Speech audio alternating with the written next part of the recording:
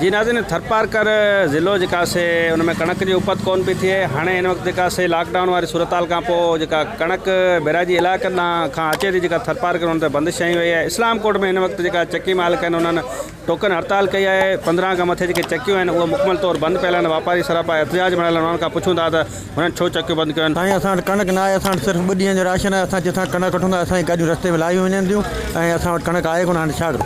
चक्की वारनि जे तरफ़ां जेका टोकन स्ट्राइक कई वई आहे उनजो ख़ासि रीज़न इहो आहे त फूड इंसामिया जी नाअहली ऐं मिसप्लानिंग्स जे करे जेके हिते जो आहिनि चक्की मालिकनि जो गाॾियूं आहिनि उहो फूड अमलो जेको रोके थो, उन्हनि जी असीं शदीद लफ़्ज़नि में मज़म्मत बि कयूं था। इंसामिया खां घुर कयूं था त जेके राशि फूड ऑफिसर्स आहिनि जेके रिश्वत एवज़ गाॾियूं छॾनि था ऐं ईअं ई गाॾियूं नथा छॾनि। जेका थर में कणक नाहे थींदी उहे बैराजी एरियनि खां जेके कणक यकीननि जेको आहिनि थर परकर जा जेके चक्की मालिक आहिनि उहो उतां खां ई खणंदा। मान बंदा गुज़ारिश आहे त असां वटि चक्की ते कणक 2 खां 3 ॾींहंनि जो राशन आहे कणक जो पियल। अगरि जे 2-3 ॾींहं में असांजी कणक फ़राहमी न ॾिनी वई त असांजी कणक मजबूरन असांजी चक्की खे ताला हणणा पवंदा। अॼु बि असीं सरापा एहतिजाज आहियूं। असां सिंध असेंबली में वेठल 7 MPs 2 MNA थरपारकर जे 3 सलाहकारनि खे गुज़ारिश था करूं त साईं मानवारा तव्हां असेंबली में ठाहियो, असांखे ॾिसो, थरियनि खे ॾिसो। थरी अॻे बुख मरनि पिया, मथां ई अटे जो बोरान।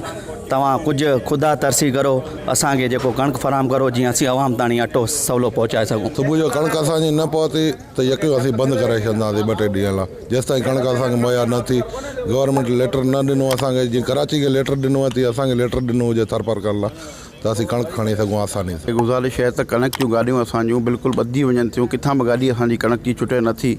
कणक असांजी चक्की ते 2 ॾींहंनि जी सिर्फ़ु पहले 2 ॾींहंनि असां चक्कियूं हलाईंदासीं, अटो कढंदासीं, बाक़ी 2 ॾींहंनि खां पोइ असां वटि कणक कोन्हे। वारी मुतालबो कनि पिया CM सिंध समेत सिंध हाईकोर्ट थोरे शीशन जे थरपारकर खां त हीउ अहम इशू आहे।